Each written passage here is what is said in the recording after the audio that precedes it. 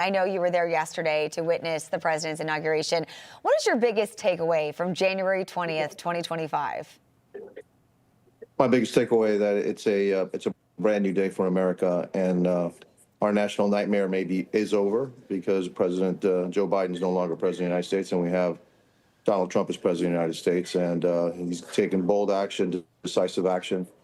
Look, I probably would have made it really simple. I probably would have rescinded everything that Joe Biden ever did because Joe Biden has proven to be the worst president in U.S. history. And so I know he's signed a bunch of, I said before he's going to have a stack that big of executive orders, and I think I was wrong. He's actually stacked that big. And so it was great to see, and common sense, direction that he's going to take our country in and put America first, where Joe Biden obviously didn't put America first, he put America last. Yeah, Congressman, I mean, you mentioned it, but I mean, really, so many, look, it's usual in politics. You say, I'm going to do this on day one, or you make all of these promises. And for many, it's like, okay, I've got 4 years or 2 years to get this done. He didn't wait even like a couple of hours to get it done. Hundreds of executive orders, including one that hits really close to home for you, reversing Joe Biden's decision, reinstating Cuba as a national state sponsor of terrorism. You're the only Cuban-born member of Congress. What's your reaction to the president's swift decision to do that? Look, I was just happy that he was able to do it so quickly. There was some thought that he'd have to go through some steps in order to do it. But, Joe Biden just at the last moment does this after repeatedly, claiming that he wasn't going to do it, or his administration people were saying that he wasn't going to do it. And sure enough, he did it. Look, again, I've been saying this for 4 years. You never listen to what Joe Biden says. You always watch what he does. Mm-hmm. And everything he does is against American interests. And that's just another piece of that puzzle of putting America last, putting America's enemies' interest first. It's a new day here, not only in Washington, but around the nation and around the world. America, has a new leader. We're going in a different direction. And President Trump is, going to reestablish, the preeminence of America around the world. And frankly, this day couldn't happen fast enough. Yeah, and we know that Joe Biden was very busy in those few hours before he left office with those preemptive pardons for his family, Dr. Anthony Fauci, General Milley, the January 6th committee. But let's take a trip down memory lane to December of 2020, when some Democrats, including your former colleague in Congress, Adam Schiff, were quick to criticize Donald Trump when they thought he would be pardoning members of his family. Take a listen to this. Have you ever heard of somebody getting a preemptive pardon who was innocent of all crime?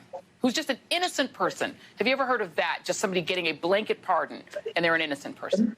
But no, it's the president's own family. It's people that have been covering up for the president in addition to his own family. In the case of Roger Stone, it's someone who lied to help cover up, or Michael Flynn, who lied to help cover up.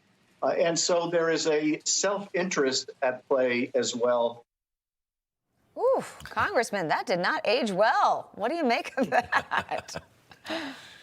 Look, the Democrats always accuse the Republicans of doing exactly what they're doing. All right, it's a preemptive strike because hey, we're doing this. Why don't we tell the world that the Republicans are doing it?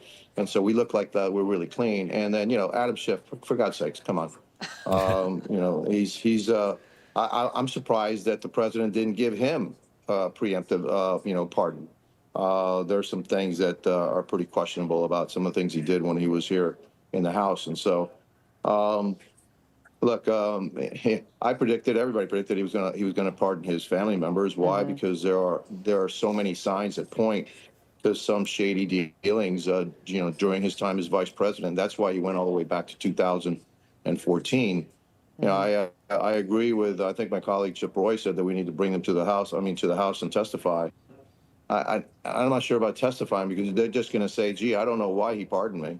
But we need to look into exactly why is it that he pardoned them, preemptively and all the way back to 2014. Look, you can get a pardon. It doesn't mean that we can't look into it. It also doesn't mean that charges can't be brought against you and that you can be prosecuted and have that on your record. And yet, okay, fine, you're pardoned. There's nothing we can do about it. But America needs to know what happened, the truth. The world needs to know what happens, the truth.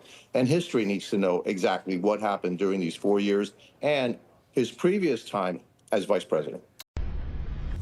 Information. Truth is freedom. Is Newsmax. It's real news for real people.